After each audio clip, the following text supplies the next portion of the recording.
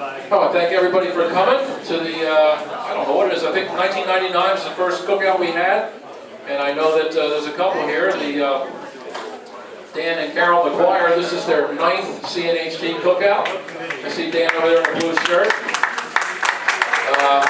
Dan's first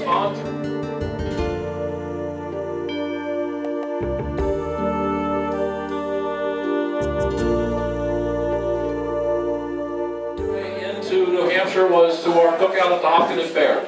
Dan and Carol left, I think, Michigan or something like that, wound up. But the night before you were in, left the state of Washington and then came directly to New Hampshire and right to our cookout. So this is not what you call a big cookout. This is not an election year. That'll be next year. But this is the hardcore of the conservative movement in New Hampshire. A lot of friendly faces. We have 9 speakers lined up today. Rich Girard's behind me. He's going to be our master of ceremonies, and we'll take care of that. I just wanted to let you guys know CNHT is not in the news a lot. That doesn't mean we're not busy. We do a lot of answering specific questions over the internet. You know, tell me about RSA, whatever. How do I handle a board of selectmen that does this? We are still bird dogging some of the original bad guys we run into, like former Dover city manager Paul Beecher. We still track him. We still track Jeff Wojtrowski, the non-resident voter from Kathy Sullivan's basement, which actually has led us to some other discoveries. We're still doing our 91A requests for people. They call up, how do I get these documents? We don't go to court that much anymore. Court is kind of, we don't get the wind very often, the way court's set up these days. But we are investigating voter fraud. Some of the people that are helping us are here today. Kevin Smith isn't, but Kevin's been pretty active. And what I can tell you about voter fraud is, it's going to be a lot like, there's more of it coming all the time. The Obama crowd came here in 2008, big time, and started data mining and setting up their 2012 election.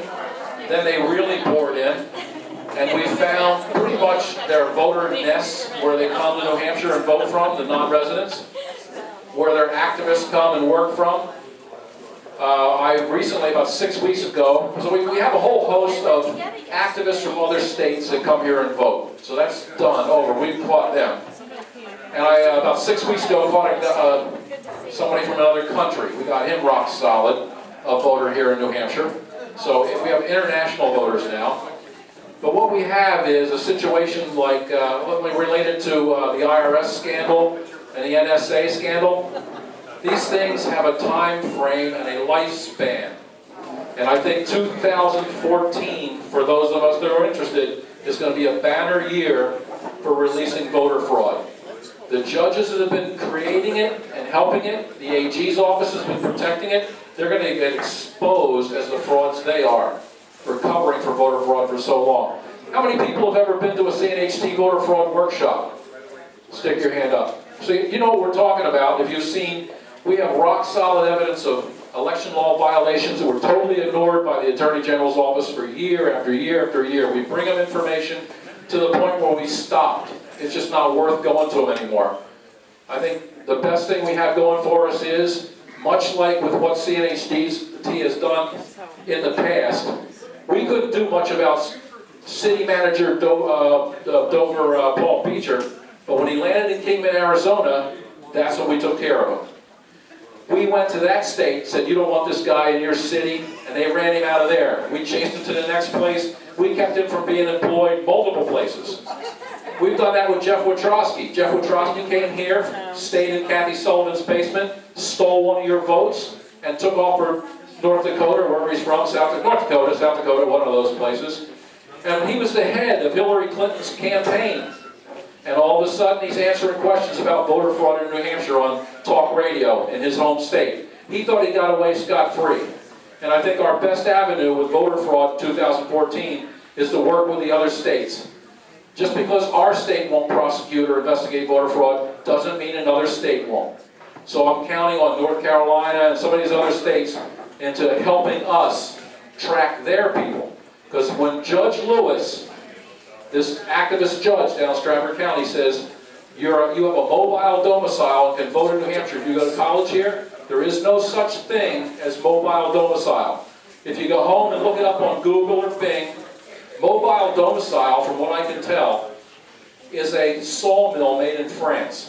Okay, I don't know if I'm pronouncing it right, but mobile domicile, or whatever, that's a sawmill made in France. There is no legal term for mobile domicile. It was created by Judge Lewis to help the Democrats win New Hampshire's 4 electoral votes in 2012.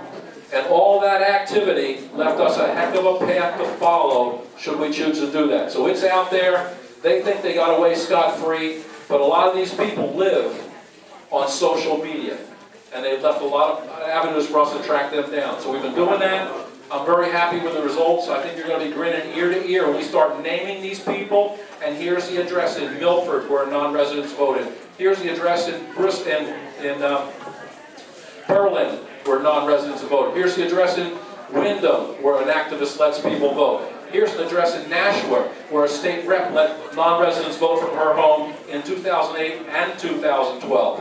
So we're going to release those names. We're going to release those voter fraud nests in New Hampshire, and we're going to have to ride these people out of here in 2014, because they're planning on coming back.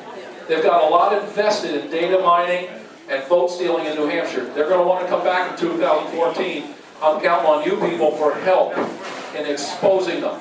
Every blog you write, every talk radio program you're on, everybody you talk to, ask them, why do you let so-and-so from out of state vote in your town? Why does that state rep let those people vote from our house? Why does that state senator let people from out of state vote in her house? We'll give you the names, the locations, the dates, the places, and the photocopies. We're going to have some fun in 2014. But until then, Rich Girard is going to line us up here with the speakers. Rich has a talk radio program on WLNW 90.7 FM. I know it well. Here we go, Rich, help us out. Let's give it up for Naile. I have haunted local politics in the Manchester area for over 20 years now, and I really start to feel my age when I say stuff like that. But I have yet to come across, before he leaves the room, Ed, stay there for a minute, I have yet to come across a guy like Ed Naile, who is so dogged, so bright, and so determined to expose the corruption that happens at the local level that we can't let him go without a rousing round of applause for all that he's done to help keep this state.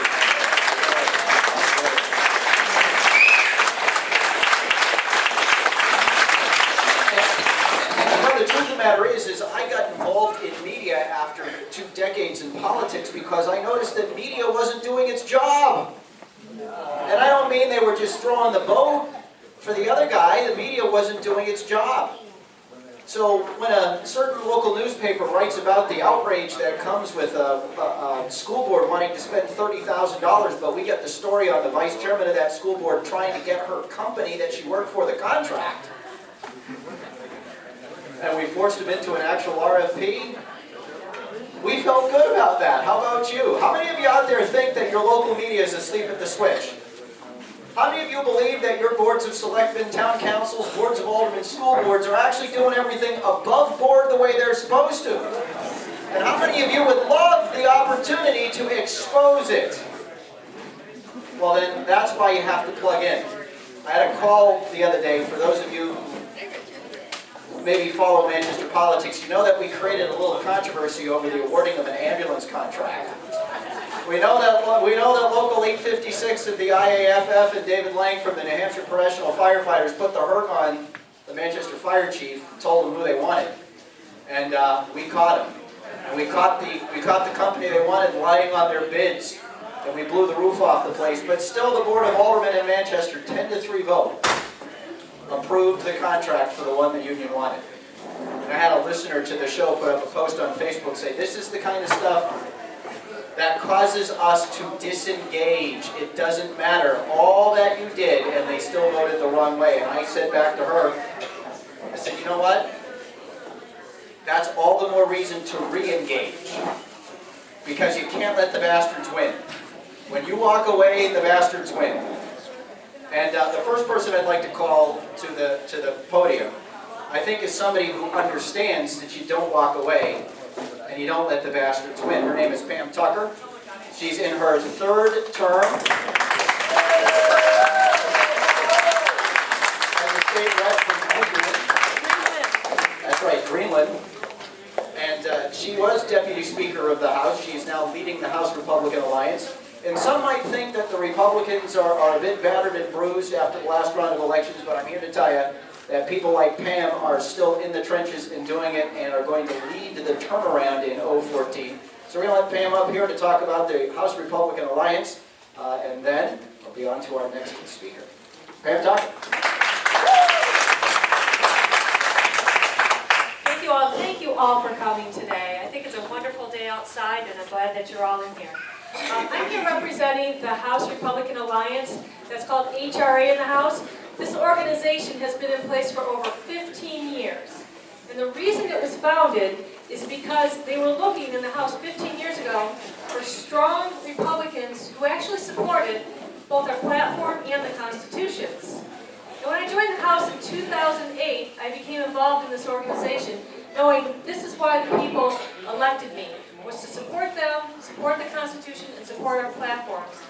And with that, we have grown from just a few people 15 years ago to over half of the caucus are people who are associated with the HRA.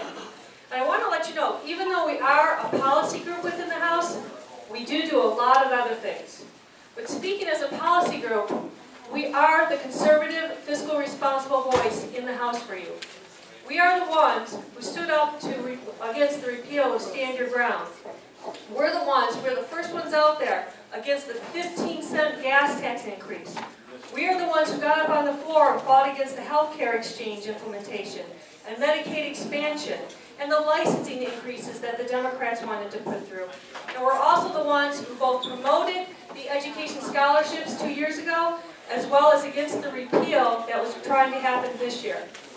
What we're doing now is we are looking for good candidates across the state to come to the New Hampshire House.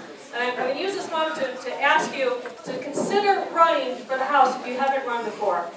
It really is a ton of fun up there. You'll learn a lot. It's not as scary as you think it is. I did it in 2008, and here I am.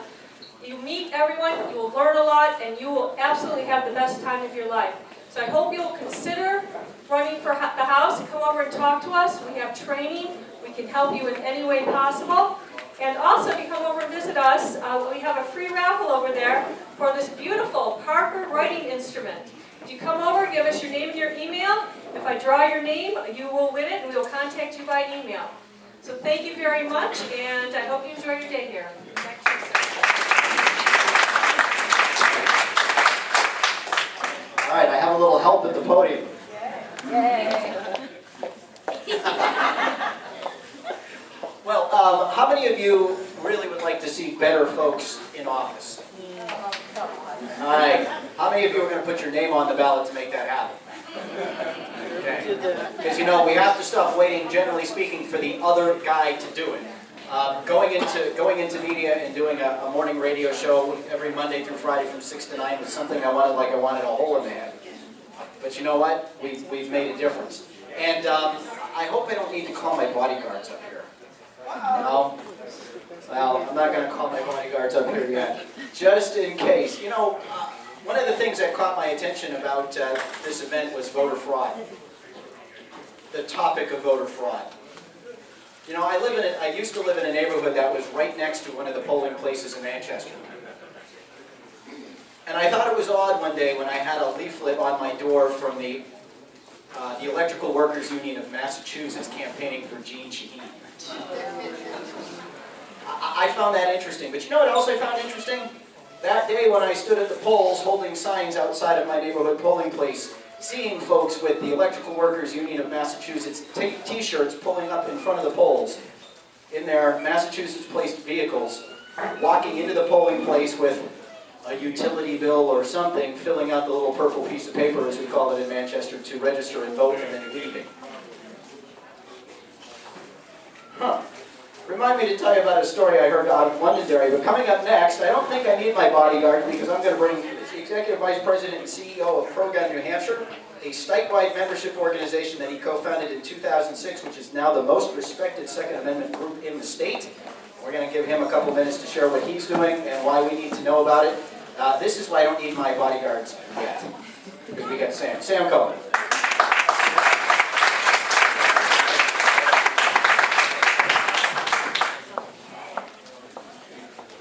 Fourscore and 7 years ago,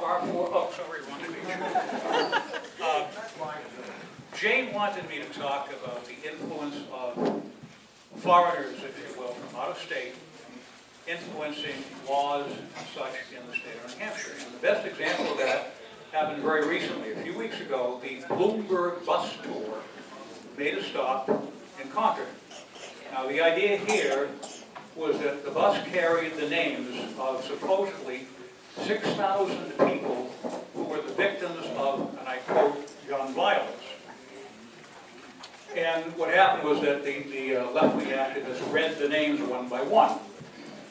Pro New Hampshire's corporate attorney, Evan Knappen, who was probably the best gun lawyer in New England, had his posed, rather, with his pistol in front of the bus, and what he said became the caption of that photograph on our website.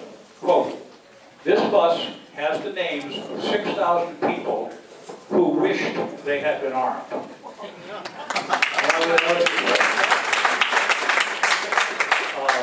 More recently, the Giffords and Kelly tour showed up, and they didn't make much noise, so we're just going to ignore them. What we do, by the way, Pro Gun New Hampshire is one of 3 gun rights groups in the state, and we differ from the others because our leadership is in the legislature. And that's our main job, is to keep the gun laws good. In fact, one of our senior advisors, Brian, is here, and others in our advisory group are also here, and I thank them. This year, the great achievement was something called HB 135.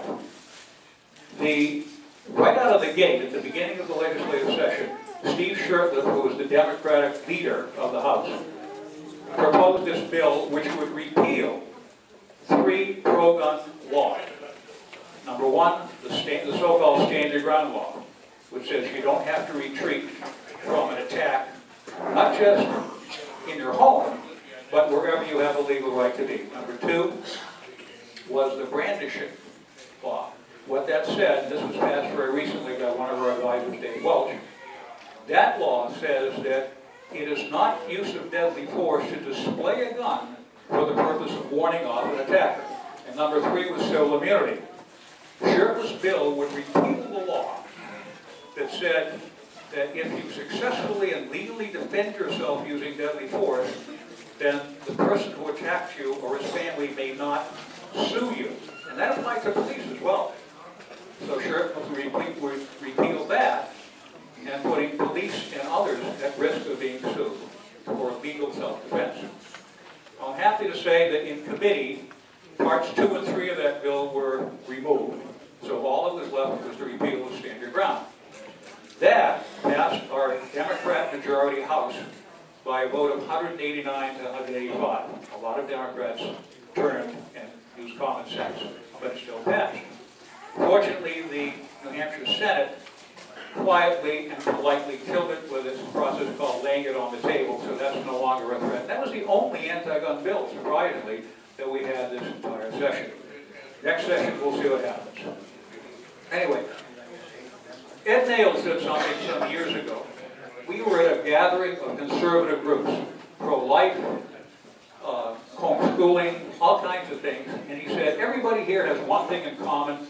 Everybody here respects the Second Amendment. So let me ask you, how many people here in this room, please raise your hand, support the rights guaranteed by the Second Amendment? Okay. How many people here are members of Pro Gun New Hampshire? All of you who didn't raise your hand, come on to the table. $20 buys you lifetime membership.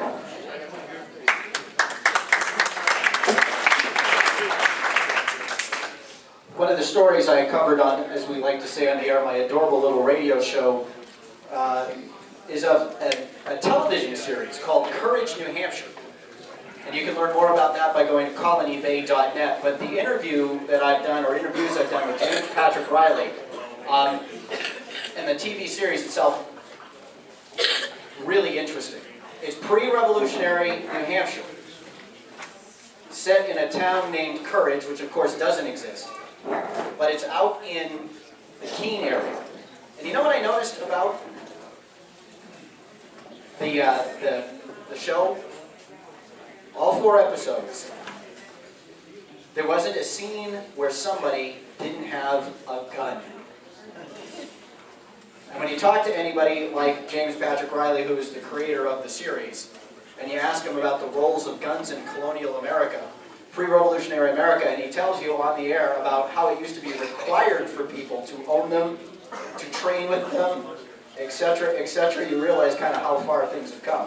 All right, coming up next, one of the stories that we have, raging across the state in particular on our radio show, is Common Core. How many of you are familiar with Common Core? Oh, my head! Well, one of the ladies who's leading the charge statewide has had the bravery, though she's a Nashville resident, to walk into the chambers of the Manchester Board of Mayor and Aldermen and the Manchester Board of School Committee and let them know what's happening with Common Core, or what will happen if they allow it. Doris Hohensee is the founder for New Hampshire Families for Education. She's homeschooled her 6 children and has been at the forefront of the fight here. We've had the pleasure of seeing her testify, but never actually having interviewed her. We've got her partner in crime, though, from time to time, Anne-Marie Banfield. Anybody here know Anne-Marie? Hey. There we go. So we're going to let Doris tell us what's happening with Common Core and why we want to pay attention so that we can bring the heat where it needs to be brought. Doris.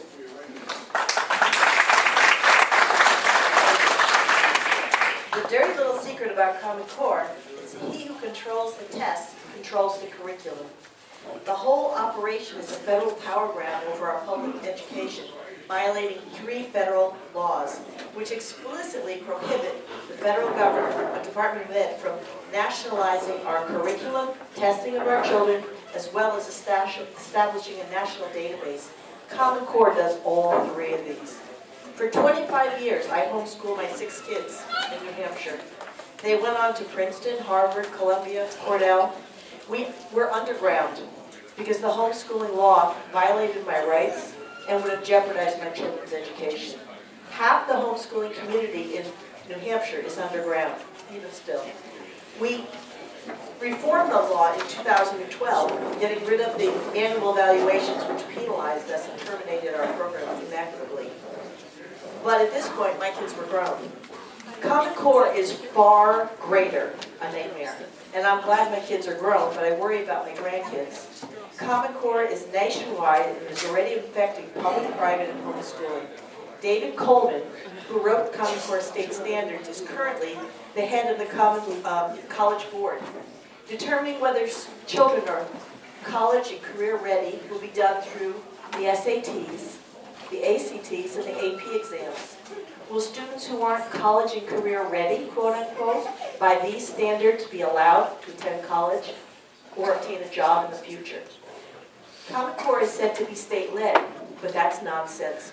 Which state legislature authorized Common Core?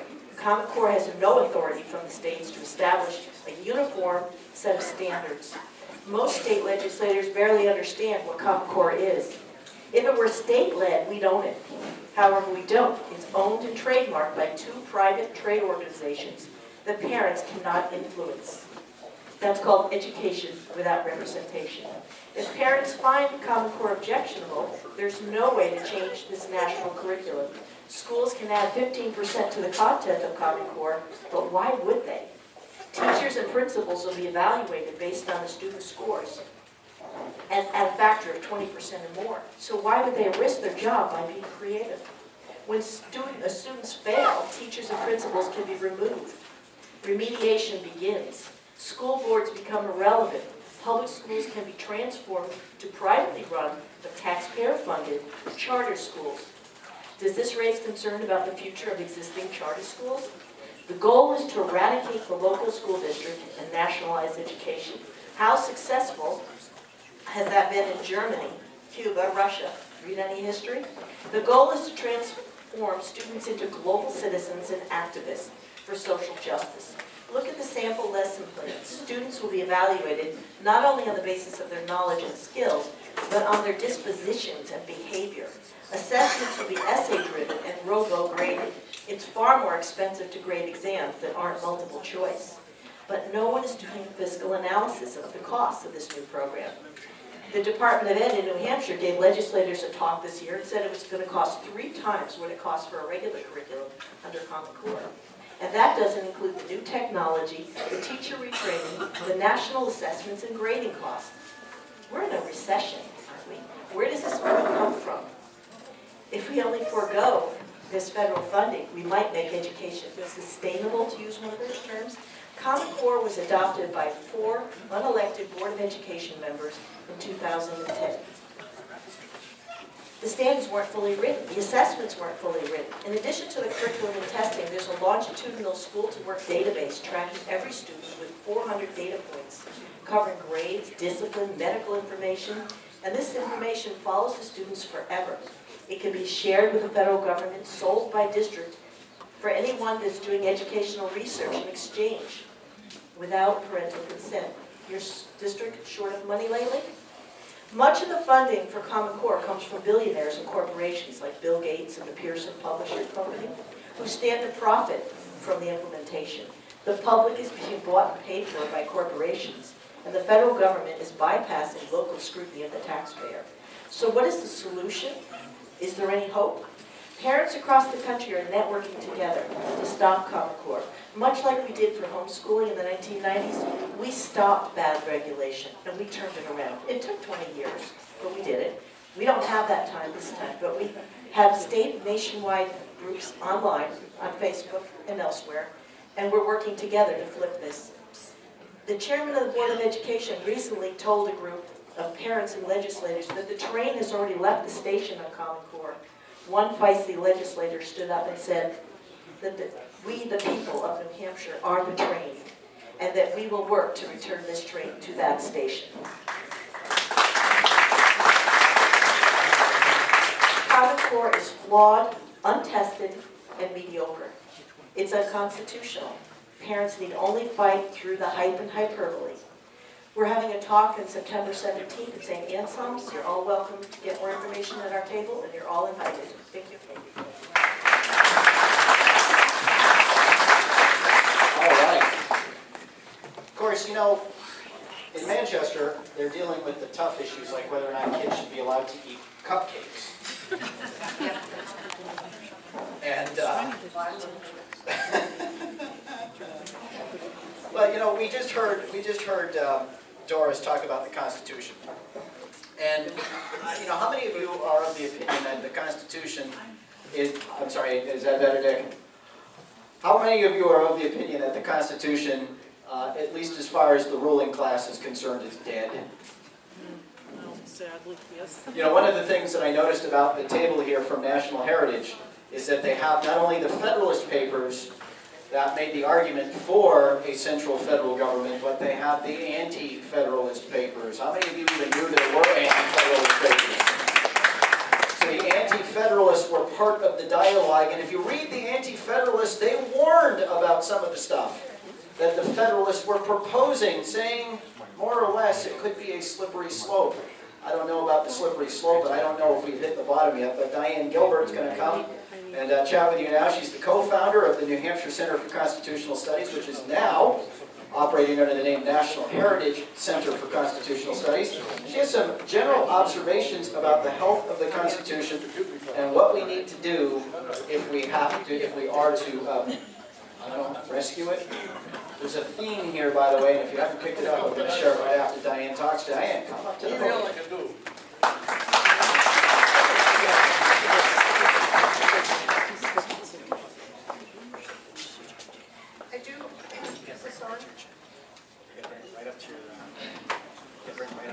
Right up to my chin, he says.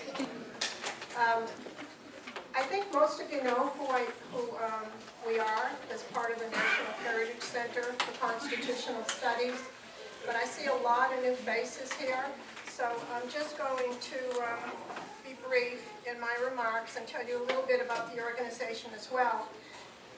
But I do want to stress that God meant for His people to be free.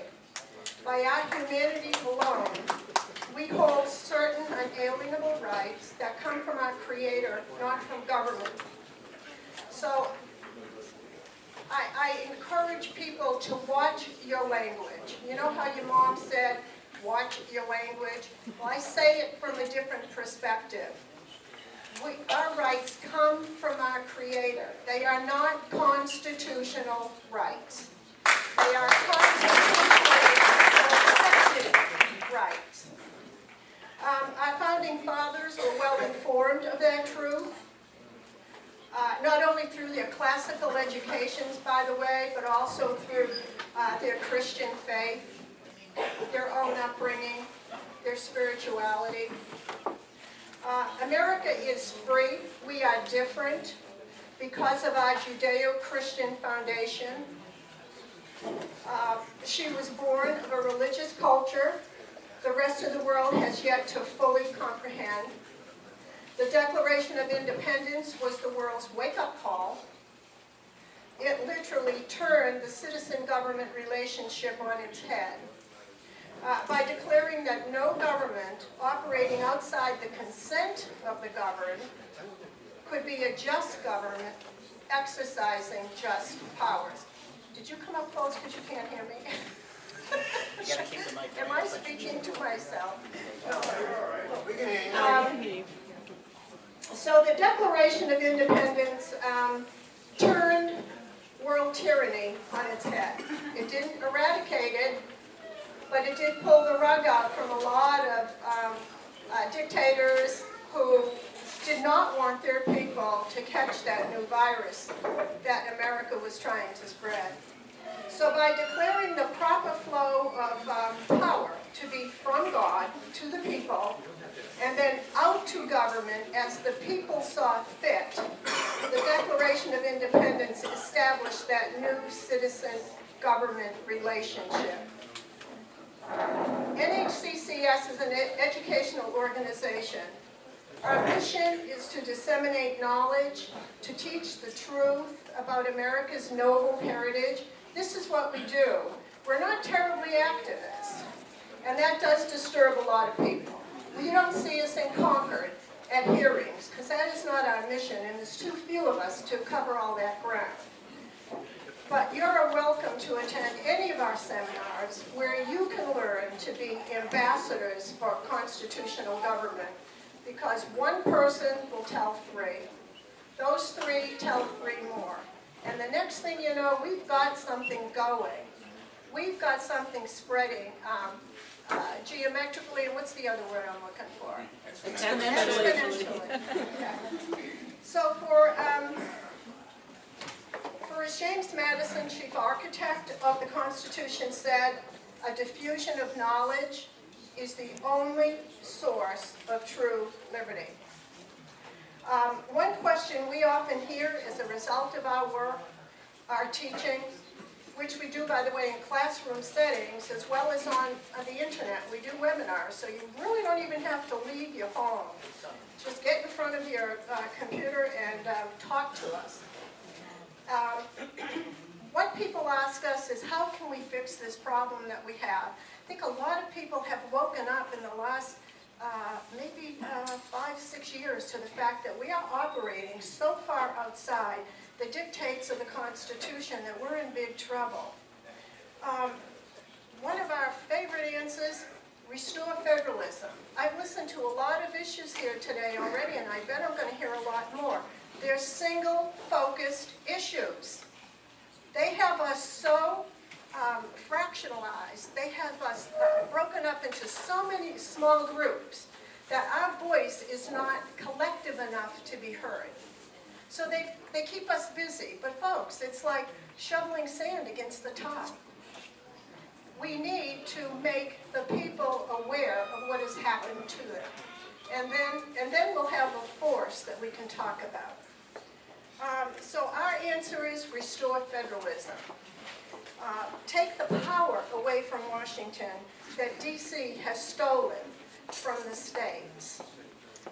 Restore the federate nature of American government that the framers built into the Constitution. You know, without the states, we have no Constitution. You do know that. And once all power is taken to Washington, and the sovereignty of the states is completely eradicated, they have the Constitution exactly where they want it. American government, if you didn't know, was designed to be not just horizontally separated, but also vertically separated. And that's what we're talking about when we're talking about federalism. It's that breaking up of power between each level of government, giving each layer just what it needs to be able to do the functions that are assigned to it. That has all been lost to our system now, but that is the point that we need to restore. The enemies of the Constitution knew exactly what they had to do to collapse that power structure, that scheme of federalism. And so the status knew that by dismantling the federalist nature of our government, that they could accomplish what they wanted to accomplish. And of course, that is to draw all power to Washington. So I'm going to close here because I could be here all day. We get very passionate about this stuff. We love teaching it. But I'll leave you with two thoughts. Do not send arrogance into any level of government. And above all, do not send ignorance into any level of government. There's two ways to get to where we are today. On purpose, by sending the wrong people, or by sending people that you like because they're a nice guy or a nice gal, but they haven't a clue. They haven't a clue of what their job is once they get there. Educate them first, then put them in power. One other issue for you. We talk about all these issues that are eating us alive. How did they do that? Through the administrative state. Who did it to you? Your congressmen and your state legislatures by violating the non-delegation doctrine. Article 1.1 of the Constitution says all lawmaking powers are to be made between a House and a Senate. That's not verbatim. You have the same article in Part 2 of the New Hampshire Constitution, Article 5. It says all lawmaking powers. Do you have any idea how much power has been transferred from the people and the legislative branch to the executive branch through the administrative state? Ask your congressman, what do you know about the non-delegation doctrine? None of these administrative agencies that exist should exist with the powers that they currently hold. They have no authority, no lawful authority to pass a law or a rule and call it law. And I'm getting the get out of here sign.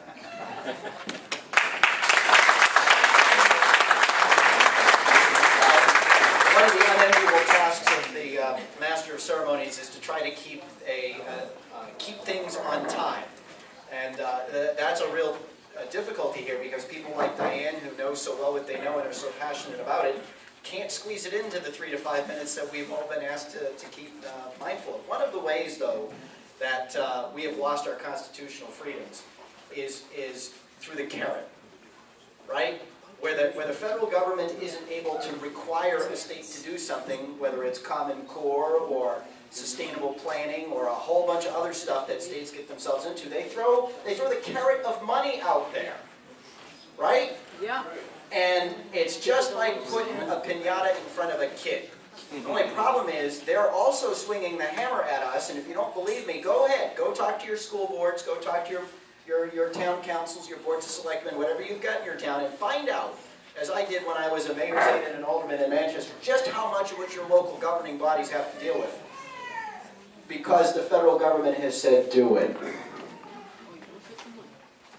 And on that note, is Ken Iring in the house? Ken, He is an authority here in the state of New Hampshire of how something called Agenda 21, spawned by the United Nations, that would be evil spawn, by the way, is starting to infiltrate New Hampshire at town planning boards and regional planning councils, and how they are distorting what should be happening in economic development on the local level, all through money. We're seeing this, I hate to keep coming back to Manchester, but that's what I know. There's a little group in Penardville. Anybody who knows Penardville? Don't you love Penardville? Well, the Goffstown Planning Board has gotten involved with trying to plan Penardville. They had the big Penardville Planapalooza. And guess where the $50,000 grant came from that required they look into sustainability? That's right, that would be HUD. Hooray. So Ken has done a lot of research on this. I'm going to let him introduce himself, and we're going to see what we need to be aware of at the local level so we can stop it in its tracks. Ken, thanks for being with us this morning.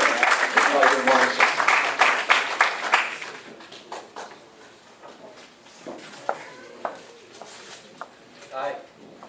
Can you guys hear me? Yes. Okay, good. I have a tendency to talk down, so if you can't hear me, just let me know. I was asked today to speak about Sustainable Communities Initiative, and while a lot of people equate that to Agenda 21, I want to be clear, I'm not an expert on Agenda 21, but a friend and I spent easily 1,000 hours or more just looking into the Sustainable Communities Initiative program. And from my perspective, it's very frightening. Diane Gilbert talked about quite a few things that really her concerns are reinforced by the implementation of this program. We have agencies that are implementing their policies as regulations with the force of law, and it's completely unconstitutional. I got involved with this issue about 1.5 years ago, and it was all because my town was looking into it, and the regional planning commissions, they came into our Board of Selectmen, gave a 12-page document, and said this is the type of work we've been doing for you for the last 40 years. It's very innocuous, we just need you to sign off on this. Our selectmen had no idea that there were thousands of legally binding pages that went behind those 12. They were not told that the federal government, HUD, and the EPA and the DOT jointly were implementing this program. And it's because of those concerns that we started to dig into what this program is. Our founding fathers understood that liberty and property are inseparable. And what's happening here is that we're slowly losing our property rights. It's very incremental. It's like a lot of what's been going on over the past 100 years. It's very easy to not understand how we are losing our liberties and our freedoms. And our children are not being taught this in our schools. So,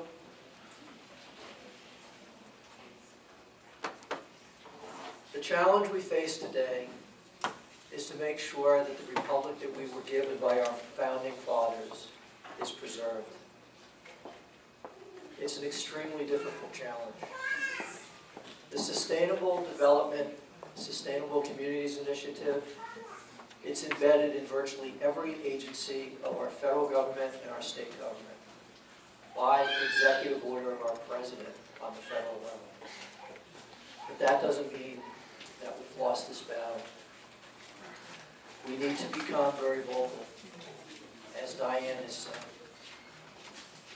Over the past month and a half, I've been putting together a list of volunteers, asking people to contribute an hour of their time each month to write a letter to the editor.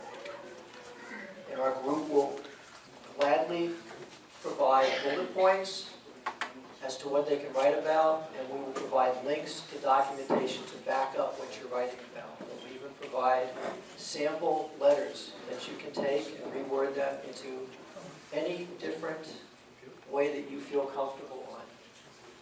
But we need to be as vocal as our opponents. We need to get our voices into the media, and we need to let people know that we're here, and that we concern, and that we love our country, and we want to keep our country the way that it was founded and intended to be. And I'm telling you, if you think that these types of things can't happen in America, if you think that we will not lose our liberties and freedoms, I'm telling you, if that's the way you feel, that's the reason why we will. So, I intended to get up here and to talk and give examples of the Sustainable Communities Initiative, but I understand we're under time pressure. So I just want to say this. I just want to give a couple of very brief examples as to what's happening right now, why our government is on steroids, why they are, or how they are ignoring our Constitution, and why we must band together as one unified voice and tell them, this is our country. A couple years ago in the San Joaquin Valley in California, the EPA shut down farming access to water. Anybody aware of that? Okay? That killed a minimum of 10% of our farming production.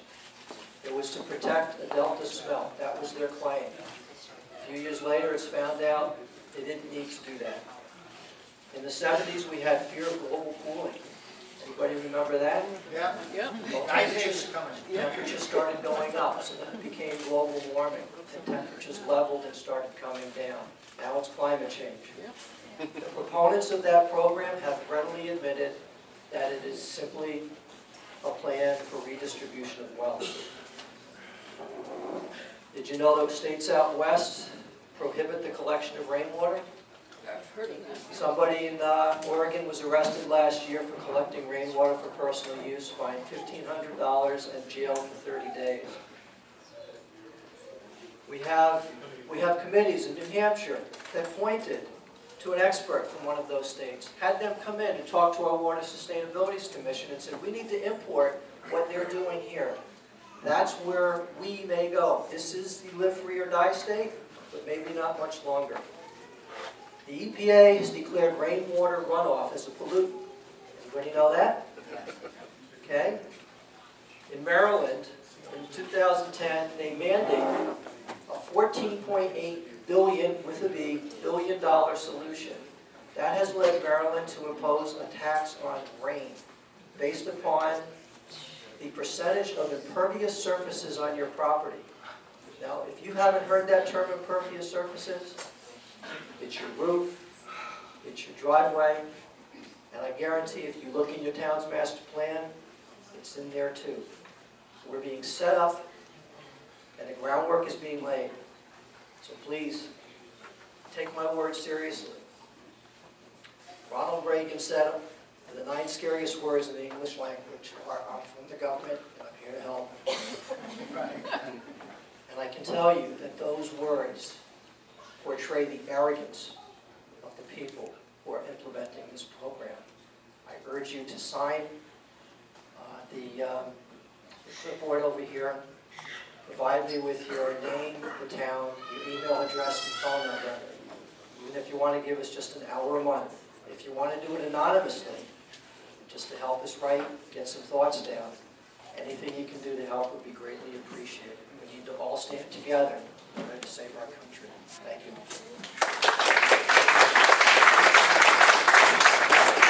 Thank you very much, Ken. And just so you know, at the table right here, where you enter and exit, there is a sheet with all of the contact information of all of this afternoon's speakers.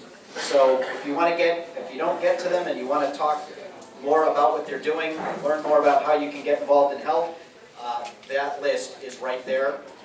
Just tear it off the staples. Okay. There is with us a man who needs no introduction.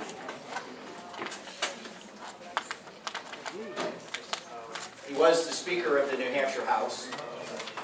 And if anything is akin to herding cats, having a Republican majority of 300 members probably blows that definition away.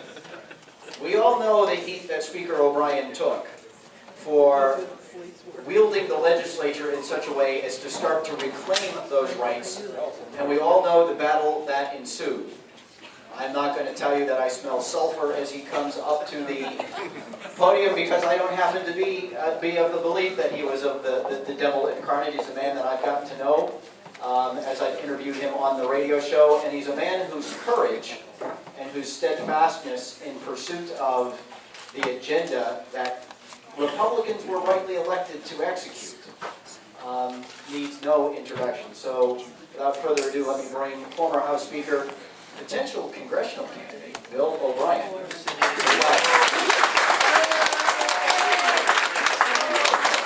Thank you, Rich. Good afternoon, New Hampshire taxpayers. Good afternoon. You know, I am so pleased to be here, but I'm pleased to be here because this is a premier event of the summer and reminds us of all the work, the good work that Ed Naile does for us. And so it gives us a chance to not only help his organization, but to celebrate his participation. There is one statement that was made up here that I want to verify, and that's my favorite deputy speaker. Pam Tucker said that you ought to run, and I agree. She said it's not such a scary place anymore, and it's true, I'm not going to run in the Hampshire House anymore, so it just might not be as scary as it used to be. So indeed, listen to her, contact her, and run. You know, about 10 years ago, when I first did run for the Hampshire House, I sat in front of the polling station of Central School in New Boston, and I watched a car with Montana tags pull up every 45 minutes. And some young people got out, they'd go in, they'd come out, and then they'd come back again in another 45 minutes. So I went to the town moderator, somebody that ran for state senate out of New Boston this past time, didn't get elected fortunately, Lee Nyquist, Democrat, and I said, Lee, you know, does this concern you at all? And he said, no, it doesn't concern me. And thus, I was introduced to the issue of voter fraud in New Hampshire. Because when I was elected that year, I was put on the election law committee. Actually, Representative Baum was right here in front of me. You started that year too, I think, and we're both on. And it's not a committee I sought, it was a committee I was put on, but I decided to work on it and to do the best job I could. We started having folks like Ed Naile come before us and talk about instances of voter fraud, and it was shocking to me. And I was shocked about how long, how uniform and long-standing this, and I was shocked and continue to be as to the cavalier and dismissive attitude that election officials in New Hampshire take to this issue of voter fraud. And when we looked into it, again, I was shocked about how lax our voting laws are. They're lax when they define who can vote. New Hampshire residents are not the only ones who can vote in New Hampshire elections. Others can come in. They call them domiciliaries, these instantaneous voters. And I was shocked about how anyone could show up and on their own word claim citizenship and claim residency and then vote and never be found again. So this last term, we worked on that. And we passed a voter ID law. We passed a law that defined what residency was. And then the attack began. The attack began over in the Superior Court, near I think Stratford County, near the seacoast. And we had a former Democrat activist who's now put on black robes who said that you didn't do it quite right, so we're going to invite non-New Hampshire residents to vote in our elections. We'll see where that goes. It's up at the Supreme Court. And then the attack began as we went back in this last session, and unfortunately, a combination of Democrats and liberal Republicans have revoked the voter ID law, a good law, a law that says show up with a voter ID, and in fact, if you don't have one, we'll let you vote anyway. We're just going to make a voter ID for you. We'll take your picture, we'll take your information, we'll put it in the files. Next time you show up, we'll have a voter ID for you. And that was just too much integrity. You know, these battles, you know, someone once talked about the battle for liberty being a twilight struggle. This battle will go on for a long time, and the tendency is at times to walk away, shake your head, and say, we can't do anything, but we can. We've made small step forward. We have to continue to do that. All of you folks who are the activists have to continue to work, run for office, support those who are running for office, so that we can reverse this in so many different areas where our liberty is being taken from us. You know, even with the time that this law has been in place, look at what we've shown. And I want you to talk to your neighbors about this. Because one of the things we put into the law is a requirement that the Secretary of State send off a letter to everyone who registers by using these affidavits. They don't have any ID. They just come up and say, you know, I am Bill O'Brien, believe me, I live in this town, believe me, sign an affidavit, give an address. So we said, we'll send them a letter. 1,800 of those letters came back, addressee unknown.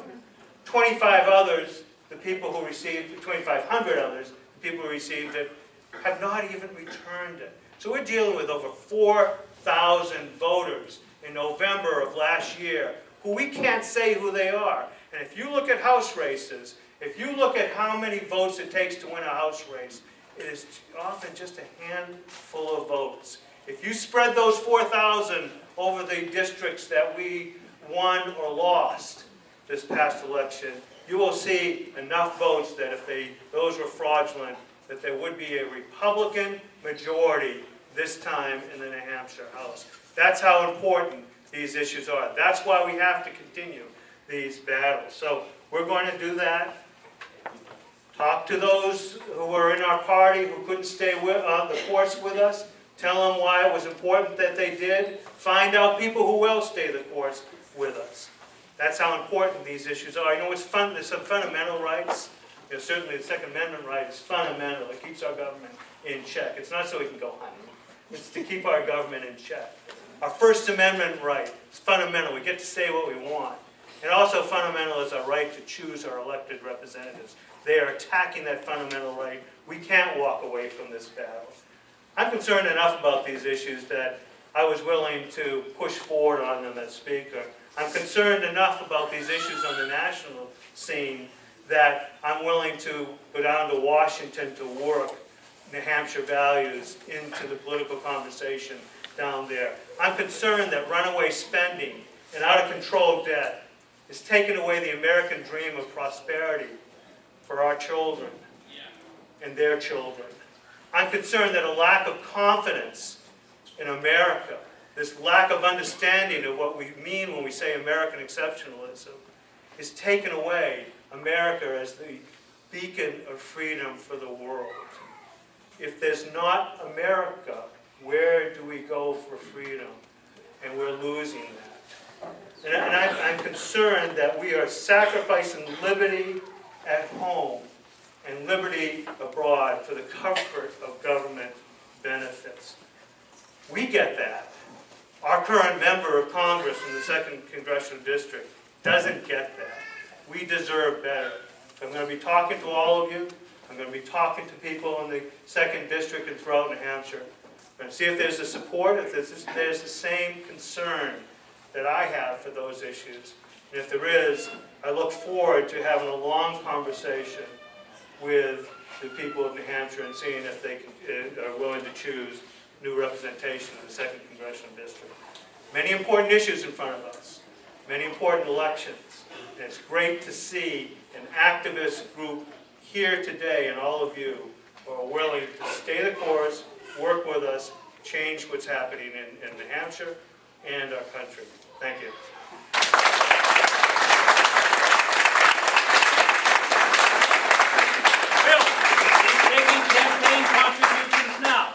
I always am, yes. Always am. Yeah. There's a young woman over there, Cassie Stepanek, hands in the air. See her, please. Thank you. All right, we have fewer than a handful of speakers, so I hope that everyone will pay the courtesy of being heard this morning. I do want to underscore something that the speaker said about voter fraud. Because, you know, when I walked around that neighborhood of mine during polling time, I saw not only plates from Montana or wherever it was, I saw plates from all over the country. And on their way out, there was a group of what looked to be college students who got into a car with Massachusetts plates. And I walked up to the car and I said, so how were the lines inside? They said, oh, they went pretty quickly. I said, new voters? Uh-huh. I said, how come you're getting into a car with Massachusetts plates? To which they rolled up the windows and practically drove over me to get out of the way. Back in the re-election of George Bush, the lines out the door at the Ward 12 polling place in Manchester were so long there was no way they were ever going to get everybody through the door. So myself, a handful of other folks volunteered. We called the city clerk in Manchester and we said, hey, you know what? We'll go in, we'll help register people, because it was the same day registration line that was out the door. I never saw so many people promise they were who they said they were. Sign the purple piece of paper, no ID, no, not even a phone bill, an electric bill, nothing that proved where they lived. You know what they had to do? You know, Mr. Speaker, you know what they had to do? They had to find out how many people who register same day actually come back and vote in another election. If you know that number, you know how many people pulled the wool over our eyes because we let them do it. All right, our next speaker, I'm going to give Cynthia Howard from the Claremont Citizens for Lower Taxes an opportunity to come up and share what's going on up in Claremont. And then following Cynthia, we will hear from Representative George Lambert, who represents my neck of the woods, Wards 8 and 9 in Manchester in the town of Litchfield. And then Senator Jim Rubens, who is all but in for the race for the United States Senate, chomping at the bit once again to take on Jean Shaheen. You might recall he did that not so long ago. Is Cynthia here? Yeah. All right, you making your way up here? Excellent. And while we're doing that, let's not ever forget that it takes us at the local level, at all levels. It starts in our own backyards. News from our own backyard is what we like to say on the morning show. It starts in our backyard. And without groups like this one you're about to hear from, without people engaging at the local level, watching their school board, their planning board, their select board, or whatever it is, if you'll put up with it in your backyard, you'll put up with it in Washington. No joke. Cynthia. Thank you very much. Can you hear me? Yes. I have a soft voice, so sometimes I have to shout. I don't know if you can all hear me. We'll make sure. You're good. Okay, Claremont. A lot of spending. I'm fighting spending, higher taxes on both the school side and the town side. I do have a few people that are still hanging with me, and we're fighting as much as we can out there. But there's going to be another tax increase come November, unfortunately, until we get the Liberals kicked out of office, which I'm working hard on doing. Getting some more people to run for city council and school board. We seem to trickle like one or two in, and then they decide not to run, so we're going to have to work harder on that. But I'm going to talk about voter fraud and how the impact of Senate 744, the recently passed bill by the Senate, is going to affect each and every one of us. I call it the amnesty bill. They call it immigration reform, but I don't see how it's going to be immigration reform if it's going to cost taxpayers $3 trillion more, plus all these social costs of Obamacare, welfare costs, the impact on the job market. We don't even have enough jobs in this country to fulfill what we need, and then why should we provide jobs for illegal aliens that are going to be coming in? 11 million people, that's a lot of people, and the impact on all the states throughout the country. It rewards illegals and yet in turn disregards those who work tirelessly, pay taxes, and pay their dues to become Americans. They, as well as you, will be footing the bill for many years to come. Another aspect of the bill is our civil liberties, the national ID, the biometrics. Why do we need one when we already have driver's license, we have military IDs, we have passports? What will we be next? Will we have to show our ID going from one border across one state to another state? Is that what's going to come? We already know what happened with the IRS and the NSA, how they've been snooping on us. And with this voter ID, with this law, if it's passed, Just as the Patriot Act was enacted to protect us under Section 215, it became a way to spy on all of us. Let's not go down the same road again. Who are the benefactors? Professional politicians. They'll get more campaign contributions from passing Senate Bill 744. Then also they'll get more voters at the polls. How will we police each and every state in this country with all those illegals? It's going to be one difficult task for all of us to bear, and it will impact us monetarily as well.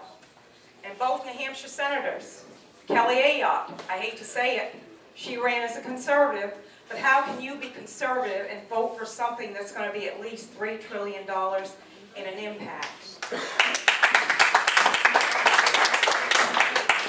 And her partner, of course, we would expect that, Jean Shaheen, voting for it.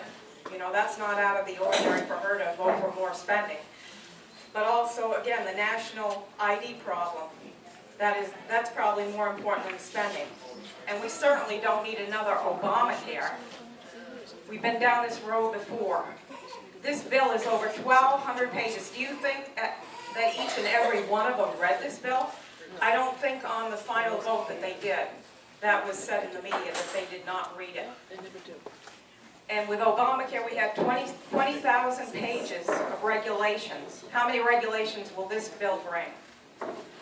Now, what each and every one of us needs to do is contact our U.S. Congressional Representative, which is Annie McLean Custer, and in the 1st Congressional District, it's Carol Shea Porter. You log on to www.house.gov, and you get all the contact information you need, from phone numbers, emails, tweets, Twitter accounts, Facebook messaging, whatever you need to do. The telephone number for the Capitol switchboard is 202-224-3121. I have sheets with me with all this contact information on how to contact them. You don't just do it once. You have to continuously contact them on a daily basis, if you can, weekly. Get your friends, get your family to contact. It's so very, very important, because when you're not watching, they will raise havoc. And the Senate, we did monitor them quite well, but obviously we didn't do it well enough. And it takes more than just the people in this group. And I'm sure that all of you have access to more than 10 people on an email list. So get your email list together, get those people to contact all the Congress, even the leaders of Congress. You know, Eric Canner, Speaker Boehner, also the whip, Kevin McCarthy. Don't forget Nancy Pelosi and her friend Steny Hoyer. Get on board and get calling. We don't grow our base by bringing more people in and being Obama-like. We grow our base by standing out and being different from the rest. That's right. So show your true face as a conservative and get out there and defend your freedom by contacting Congress. Thanks, Jane and Ed, for putting on this venue. It's an excellent venue for the conservative movement.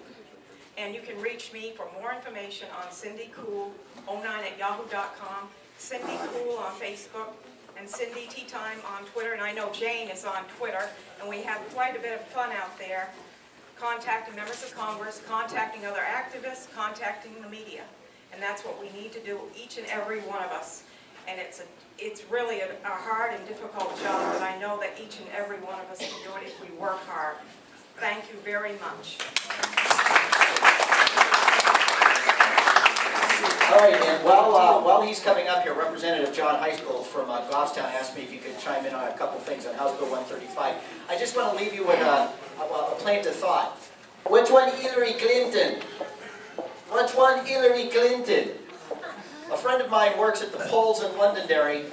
During the primary between Barack Obama and Hillary Clinton, she said, no joke, there were more Spanish-speaking people than she could shake a stick at who couldn't read English asking her, which one Hillary Clinton? So they could vote for Hillary in the primary. Now, I would expect something like that in the city of Manchester.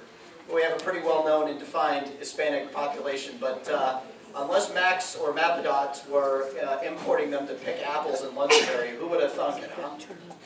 Anyway, Representative Heichel, you have a couple minutes. Thank you, Richard. Thank you.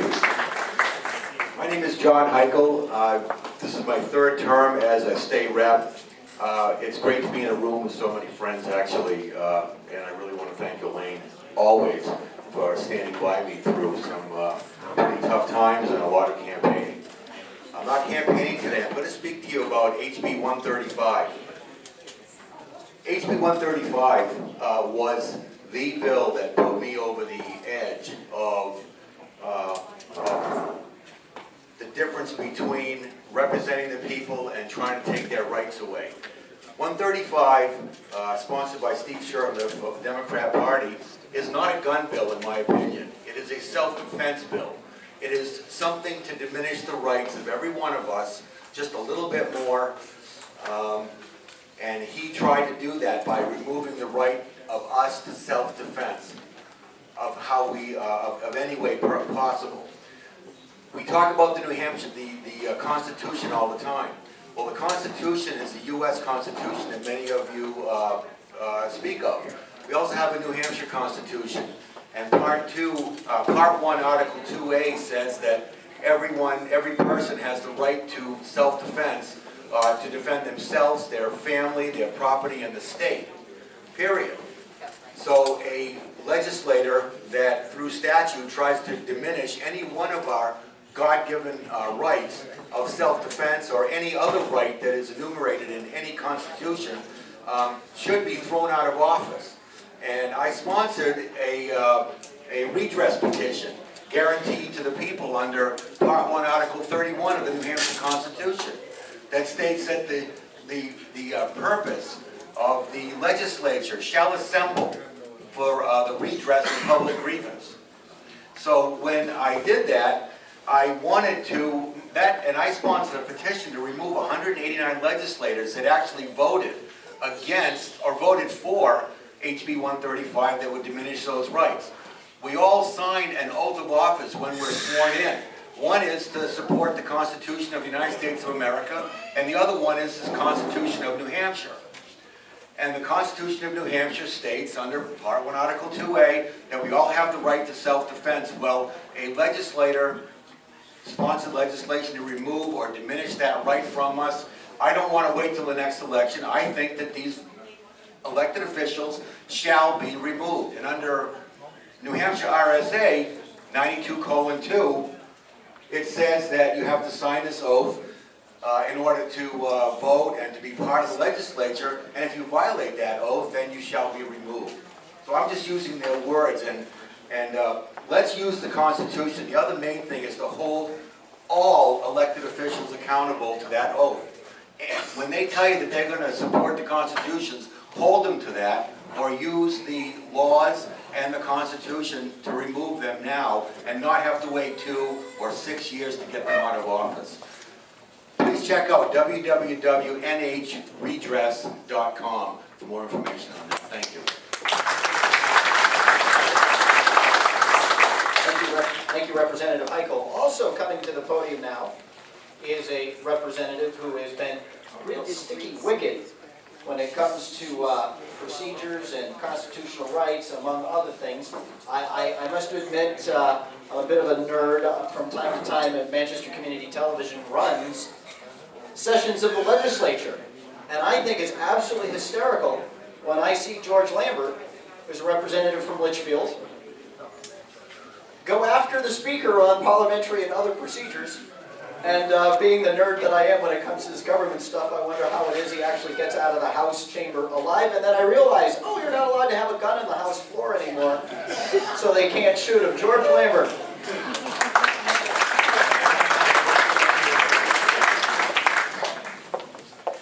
Good afternoon, everyone. It's a real pleasure to talk to you today. I was wondering, and I always do, how many of you know that the book, The Wizard of Oz, is political commentary? I've heard of this. You've heard of this. It's actually true. Except for in the original book, they were not ruby slippers, they were silver slippers, and it was a discussion about sound money, sound politics, and government right and responsibility. I'm not kidding here, you can actually look that up. The good news is that the good witch, Glenda, in The Wizard of Oz, gave Dorothy some great advice, which is also very applicable to the people of New Hampshire. She says, you always had the power. In Article 7 of the New Hampshire Constitution, Part 1st, it says, the people of this state have the sole and exclusive right of governing themselves to be a free, independent state, and do and hereafter shall enjoy every power, jurisdiction, and right pertaining thereto, which is not, or may not, be by them delegated to the United States of America in Congress assembled.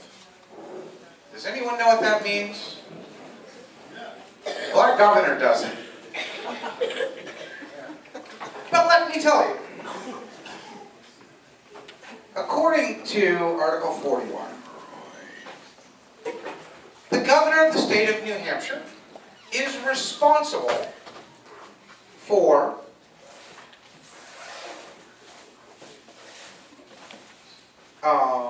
enforcement and compliance with any constitutional or legislative mandate, restraining any violation of constitutional or legislative power, duty, and it says duty, or any constitutional power, duty, or right. He's responsible to make sure that we follow all legislative mandates or restrain violations of any constitutional or legislative power, duty, or right by any officer, department, or agency of the state. Wow, that's pretty complicated. Does anyone know what that means? It means if we actually had a governor who knew what the Constitution meant and held our administrative agencies to that mandate, we would have a different state under our Constitution. Now, how many of you guys would like to actually have a state that's accountable to the people who believe they should have a voice? I'm glad. I gave a talk last Sunday in Washington, D.C. on administrative departments. You know, sort of like, I don't know, let's call it Department of Revenue Administration, who thought we should have an LLC tax a few years ago. And went and said, hi, how do they operate and how is it that we stop them? If anyone would like to read my paperwork on that, I have some over here. But it was quite enjoyable to actually sit in a room full of people in D.C. and listen to them hear how we might be able to roll back the powers of these administrative departments who find themselves to be rule makers and enforcers and the judiciary of those programs without legislative approval. How many people think in this room that the legislature actually decides how their lives are run? Oh, we got a couple of hands. Those people actually haven't paid attention to the 13,000 pages of rules that we are subjected to as a state. It is time to take our state back.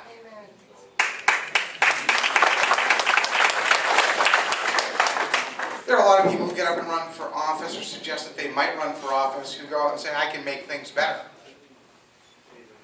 I think I could be one of those people.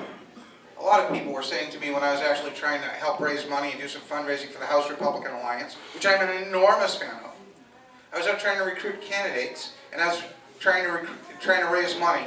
And people said, but why are you raising money for the HRA and not to run for governor?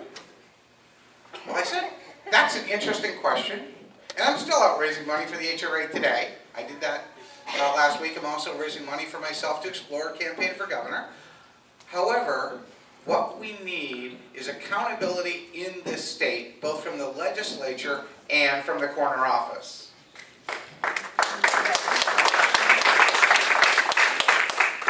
How many of you guys have heard the story of a guy named Steve Jobs who ran a company called Apple? When he was there, in his first round, the company ran well and they focused on product and quality and accountability to their customers. And when he left, that stopped. And when he came back, he brought it with him. Why? Because the face at the top of an organization sets the tone for all of the people who work there. The government in the state of New Hampshire is a service business. Its customers are the citizens and the taxpayers of New Hampshire. And for some reason, the leadership has forgotten what they're supposed to be doing. If given the opportunity, I would like to be the Steve Jobs of accountability in New Hampshire and set a new level of accountability for all of the department heads and to bring them into compliance with the Constitution and the will of the people of New Hampshire. If any of you find that interesting, please let me know. I'm over in the corner. We are accepting campaign contributions. We're also accepting Facebook friends and helping to spread the message that it is time for New Hampshire's government to actually remember that it serves the people and not the other way around.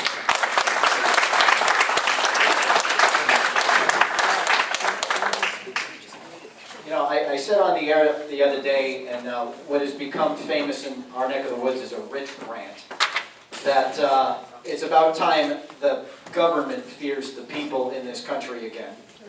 And certainly in this state, especially when we learn that agents of our own Attorney General's office are criminally investigating people who've exposed voter fraud. And God only knows what else. But you know what we need are people in Washington who are going to put the fear of God into the people who think they are untouchable. And our next guest would like to do that, I think. It's Jim Rubens, well known to many in this room, a pioneer in our state when it comes to education policy. Certainly we all know him from his valiant battle against expanded gambling here in the state of New Hampshire most recently. And we might recall a gubernatorial campaign where he sought the honor of being the opponent of Jeanne Shaheen, who, if successful in the Republican primary here in the state of New Hampshire, he will face Jeanne Shaheen in 2014. So without further ado, former State Senator Jim Rubens is here to talk to you about his potential Senate campaign.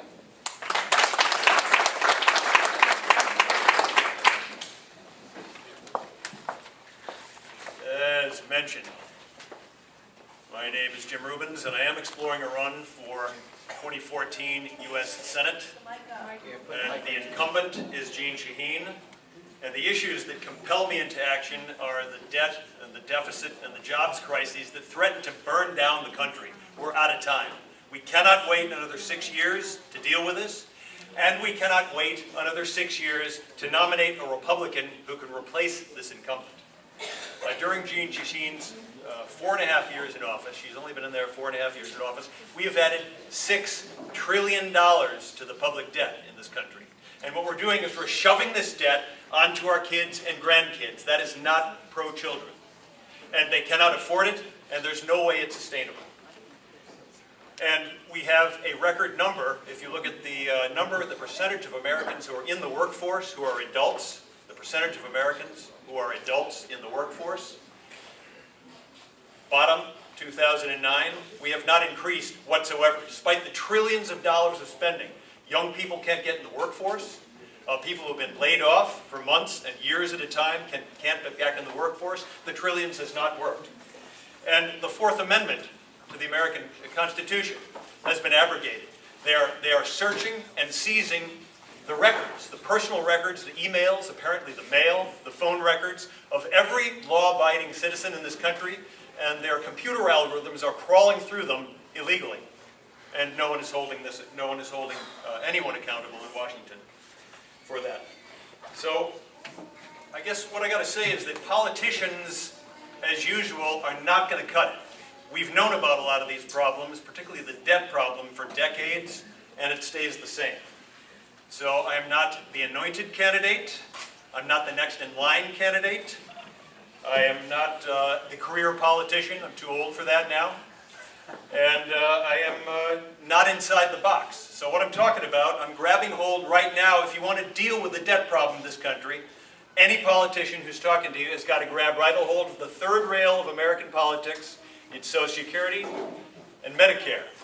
It's $50 trillion underwater, in the hole. There's no way we're going to get out of this problem. There's no way we're going to stop loading debt on our kids and grandkids and as we deal with those problems. So I am brave enough to talk specifically about what we're going to do about those problems. And I'll name 3 things that we need to do. Republicans filibuster it every time it comes up in the United States Senate. We need to put the federal government in a position to negotiate pharmaceutical costs. Instead of going to Canada to get licensed pharmaceuticals, we get them in the United States of America. The federal government is spending $80 billion a year on pharmaceuticals. We pay the highest prices in the world for them, and we invent them here. That has to stop. The Democrats hate this idea. We need to have tort reform in medical care. This is how we solve the Medicare problem. Tort reform to end defensive medicine. It adds somewhere between 1% and 5% to the cost of medical care, and it does not increase the quality when practitioners, hospitals, and doctors provide you care that you do not need for the express purpose of warding off lawsuits. Number 3, we have to means test Social Security and Medicare. Tough stuff to talk about. No one wants to hear about it. We're not going to fix the problem unless we talk about this. And Warren Buffett does not need Social Security, does not need Medicare. This is another way we deal with the problem. We've seen Obamacare come down the pipe. We've seen Obamacare. It's a bureaucratic train wreck that drives up the cost of health care. We're paying the highest cost in the world per capita. Obamacare brings it up another 1.5 points, up to 19.6% by the year 2023, according to the Congressional Budget Office. A little bit of wonkery there. Sorry about that. But it's going in the wrong direction. On jobs, we need to take the $2.1 trillion of American corporate dollars trapped offshore by the 35% tax rate, bring it back onshore, private sector stimulus. Economists think we'll bring anywhere from $1 trillion to $2 trillion of private sector stimulus back to the United States of America. It'll create jobs, it'll pay dividends, it'll fatten our retirement accounts. Good stuff. We can do this. We need to take our Byzantine, crazy American tax code that's 5,000 pages long that my own CPA cannot explain to me, he doesn't even understand it, and simplify it, streamline it, and reduce the payroll tax, and reduce the rate of corporate taxes so that we bring jobs back to the United States of America. We're in a borderless world. We need a tax code that is not anti-jobs anymore. That's what it is right now. And that's something we can do. Thank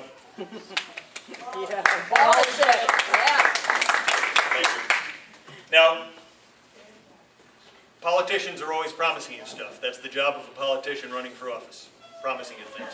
I'd ask you to look at my track record to know if what I'm saying I really mean or not. You folks have known me for 19 years in this state, running and working and delivering on very tough issues. When I got into office, I campaigned, never had held office before in my district, a liberal district up in the Upper Valley, and I campaigned on Senate Bill 2 voting.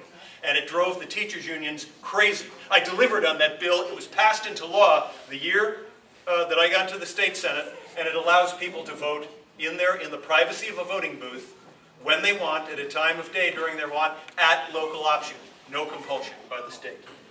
I fought for parents' rights to control the quality of education in their schools. I wrote and delivered on the charter school law that we have in this state.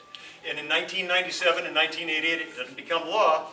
In 1997, I passed a full statewide voucher law used with local tax credits, passed the state Senate. In 1998, unfortunately a different year, it passed the House.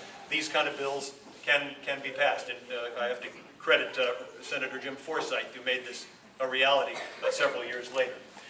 On teacher competency testing, I fought Jeanne Shaheen. I passed a bill, wrote and passed a bill to require the teachers. We know what creates quality education. All the data shows this. It's quality teachers in classrooms. There's no magic formula.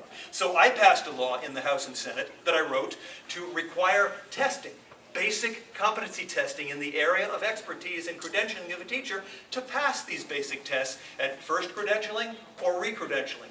That bill was vetoed by then-Governor Jeanne Shaheen.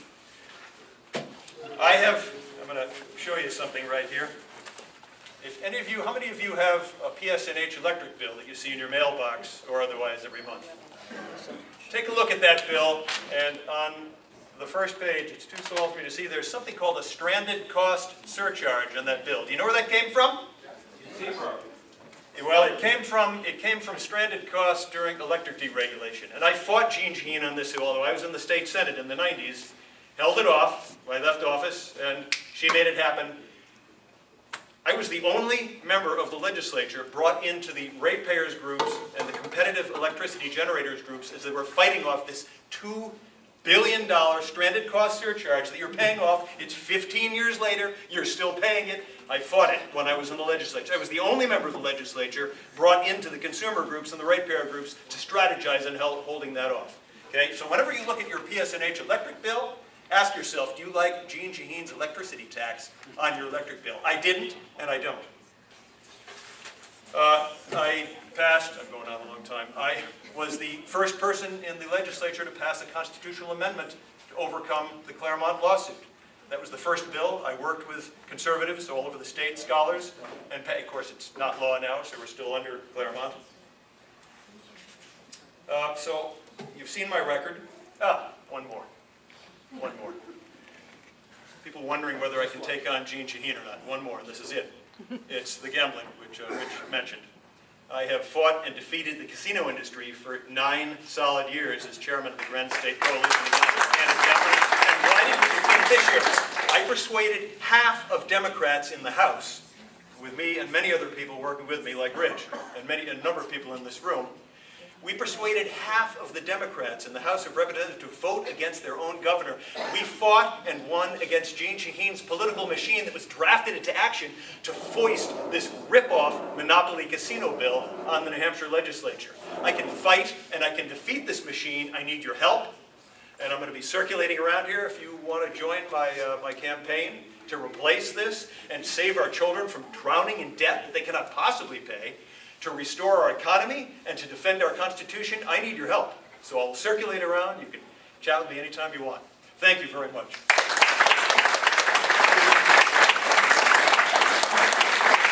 You know what I really appreciate about all the speakers here is their passion and their level of belief, and for the challenging times ahead and the dire consequences should we not succeed, the passion of everybody and their belief and their willingness to go forward and do the hard work is always so invigorating. We do have one more presentation, but before I turn the mic back over to Ed, I just want to underscore something that Senator Rubens just said. When I'm not the humble host of the Girard at Large radio program, which, by the way, airs every Monday through Friday from 6 to 9 a.m. at 90.7 FM, New Hampshire Family Radio. If you're like Jim and you live up in Hanover, and you want to listen to us on the radio, you can always go to girardatlarge.com and stream us live there and check out our archives among the other things that we've done. But when I'm not the humble host of the radio show, I am in fact a financial services professional. I just spent 3 hours taking a test yesterday to prove that I still know my stuff. I passed. And does anybody know what the Social Security age today would have to be actuarially correct for the way the program was the way the program was initially set up to run? Probably about 80, 75. Have to be 83. Wow. That's ridiculous. So here's the thing. Social Security was never meant to be a retirement plan. So when people talk about the retirement age and they tie it to Social Security, this is part of the propaganda that you've been fed. The lies of the politicians who want your votes because they send you a check will tell you almost anything, right? So 9 out of 10 men were dead by age 61 back when Social Security was started and the age was set at 65. There weren't a whole lot of women making it past 65 themselves. Today, it would have to be 83. There were 33 workers for every recipient when the program started. Today, there are 2.5. And forget all of this disability and all of the other stuff that's wrapped up into it and the stuff that's been larded onto it in the end. So these are very serious financial issues, and the fact of the matter is, you're going to have to find a way to wean off or cut back at 83. So Ed Naile, the chairman of this fine organization, and one of the things that I really love about it because of my local focus is the local focus of this organization. But he has a tribute to make to a member of the group, someone near and dear to them who they lost after last year's picnic, and he'd like to spend a couple words or share a couple words with you about a friend of the organization who's gone on to his eternal reward. Thank you, Rich. Last year we lost Howard Dilworth. You guys probably know Howard. Many of you have met him. He was one of our dear friends. Howard's the guy that would call me up and say, "Have you seen this or that in the paper?" And, well, he would explain it. Everybody thought I figured it out. No, Howard figured it out and called me. Howard was the guy in the town of Windsor. We went up to see the summer people in Windsor, and they said, "We don't think the selectmen are collecting taxes from everybody else. They're just collecting taxes from us." And we thought, yeah, right, we hear this all the time. So we went up, and we're sitting there with 6 or 8 of these people, and they apparently, the town of Windsor doesn't fill out what's called an MS form. That's something Howard knows everything about. Howard knew everything about all this stuff that most people just ignore or haven't the time to learn. Howard said, "Well, if the town isn't filling out their MS forms, how does the state set their tax rate?" And in that brief sentence, that little tiny question, we caught the DRA letting the Windsor selectmen not charge 22 of their friends and relatives property taxes for 10 years we know of. That made the front page of the Boston Globe. Now, because we are in a state of corruption, New Hampshire, the state covered up for that because they have to cover up for the DRA, like the AG's office covers up for voter fraud. That's why we're here. But one of our, this guy had the key to everything, and we dearly miss him. He died in August of last year after our cookout, and it just, you go, anything, you say, the town's plowing so-and-so's private driveway, and Howard would say, "Well, that's Clapp versus Jaffrey, 1972, an October term," and he would name the justices who argued the case. He was like, before there were computers, we had Howard. So we just miss him. I want to say that about him. And then all our volunteers, Joan Foraker, Jim Spiller back there, JJ Valera on the grill. Jay, put your big fat mitt in the air. Jay came and helped us out today. He's wearing He's never been to one of these before. And everybody else who helped. My wife made a potato salad. Did you guys know you were eating Angus burgers? We knew this was going to be a small crowd, dedicated people. We didn't go for the 80-20 fat burgers. We got the Angus burgers. And there's some icy cold pineapple if it's left over there on the counter. My wife made a potato salad, so if it tastes like it's fabulous, it was homemade. So let's see you guys next year. And I promise you, we are going to have some fun with voter fraud. It's going to be like nothing before in the state of New Hampshire. We're going to embarrass everybody from the AG's office, the Secretary of State, everybody, every moderator that lets this happen, like up in Dartmouth where they had to wear orange vests to run the people through the polls like traffic cops. They ran so many people through the polls. But we're catching them, we're going to keep catching them, we're going to release the names, and 2014 is going to be a banner year for that, so look forward to it. And I want to thank Rich Girard for bringing this thing in on time. And, and Bob Kingsbury, one of our other guys, thank you, Debbie. Bob Kingsbury usually leads a Pledge of Allegiance for us, which we forgot because Bob's not here. Bob's in the hospital with some ailments of a guy who's, was a rifleman for George Patton in World War II. And Jane will be posting where he's at. He's been moved around a little bit from the Elliott to a nursing home. But cards, letters, visits, he loves that stuff. You guys all know Bob Kingsbury. Great guy, one of our assets, one of our treasures. Here's a guy who knocked the locks off the doors of a Nazi prison camp, World War II. One of our buddies. Thanks for coming.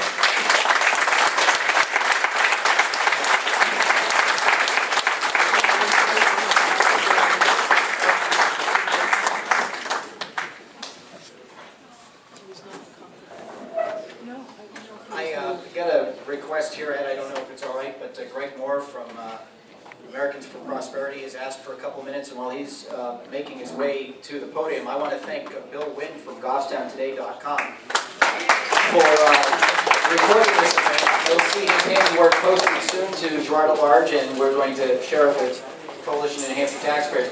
But I want to tell you a little story about Bill and some of the stuff that happens at the local level, and how corrupt sometimes local bodies are. The Goffstown School Board absolutely positively did not want Bill recording one of their meetings, so the chairman of the school board, Phil Pankos, asked him to move a camera. He refused.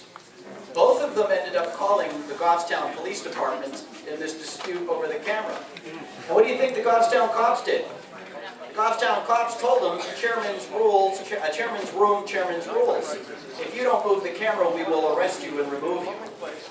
I got into and he left. Because he didn't want to get hauled off in cuffs. I had a bit of an argument with the officers that went there, and I spoke with the chief of the Goffstown Police Department the next day. I said, Chief, what authority do you have to do that? He parroted the same chairman's room, chairman's rules. I said, do your cops do any investigation? Did they see that the camera wasn't blocking anybody's line of sight?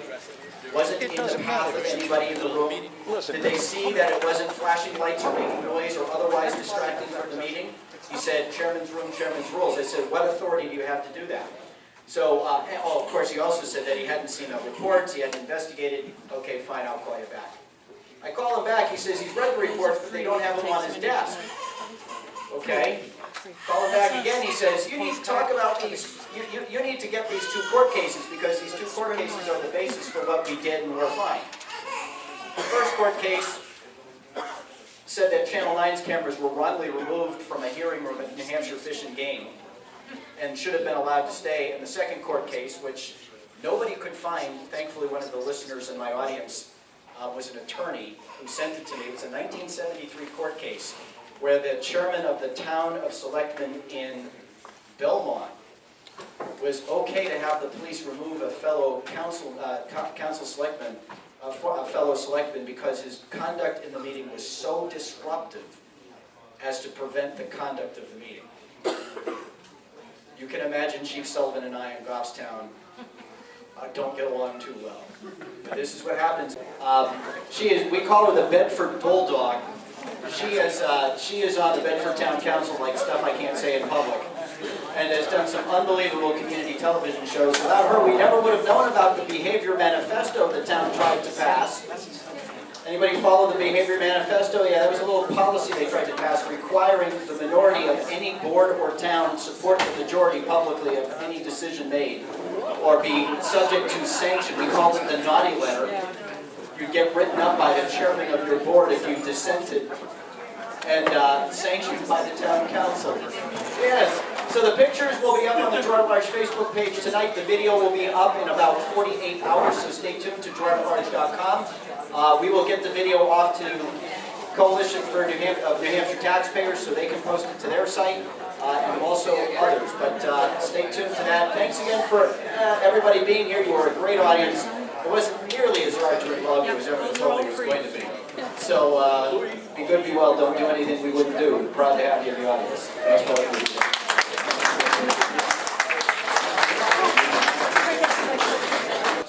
Thank you, Rich. And first of all, I thank everybody for coming here today. In particular, I'd like to thank, of course, Ed, Naile, and Jane for putting this together, and certainly all the folks who worked for so long back in the kitchen to make this an enjoyable effort for everybody. First of all, I want to say how much I appreciate. Now, we haven't put them out, but we've put together our 2013 AFP scorecard. And in this room today, we have 11 people who got an A+ rating, 11 state reps who got an A+ rating from AFP. But what I also see in this room are a lot more than 11 people who could be 2015 AFP scorecard A+ ratings. And I think that all of you need to get a hold of Pam Tucker right now and let her know if you're interested in running for office, because I got to tell you, we need a lot more people like the 11 folks who are here right now, working hard to protect what's special and unique about New Hampshire, and that is our advantage. Very briefly, I know you guys want to get on with the rest of your day, but I want to just talk a little bit about what we're doing at AFP at the local, state, and national. I'll give a long presentation next Saturday if any of you have time. It's going to be at the Merrimack County GOP event. It's going to be at the Merrimack Town Hall at 9:30 on next Saturday the 13th. But right now we're working at all levels, with all levels. In the local level, we're working, there's a group called the Local Government Center, which is giving back $53 million in overcharges back to the taxpayers across the state to a number of the communities that paid into it. Right now we're working with our 30,000 members across the state to tell them to reach out to their local officials and on receiving those refunds to demand that goes back to the taxpayers and not be used to grow government. And right now, we've actually seen a couple towns up in the seacoast have already announced, before the money's even come back to us, that money will be going back in rebates to the taxpayers, and I think that's great news. So that's one positive step. At the state level, we just had a budget that didn't increase taxes and fees, and I thought it was a huge accomplishment. I know that a lot of people here work behind the scenes to make sure that government is held accountable, and certainly the Bill O'Brien budget continues for another 2 years.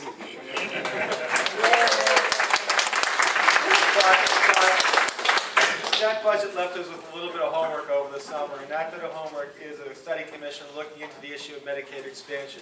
That Medicaid expansion commission meets for the first time next Monday into looking into what will be the largest growth in state government that New Hampshire has undertaken in any single step. So I implore every one of you to get involved in the issue of Medicaid expansion. It's going to be a huge issue for the state of New Hampshire. We need to decide if we want to bring Obamacare on a fast track here to the state, or whether we want to say, hold on. The federal government's even admitting they can't get Obamacare right. Why should we be jumping on that train? So that's another thing we're doing. And nationally, we're certainly working to hold our elected officials accountable, particularly on the issues of spending, and again on the issue of Obamacare. The issue of spending is going to be huge. It's not going anywhere. The sequester is probably not the most ideal way to reduce spending, but at least it's doing something. And we need to make sure that that's simply the first step in a down payment to balancing a budget. We have a budget right now that is presented by the President that never balances. Never balances. The Senate's budget doesn't balance either. The President's budget only includes $600 billion in new taxes over the next 10 years.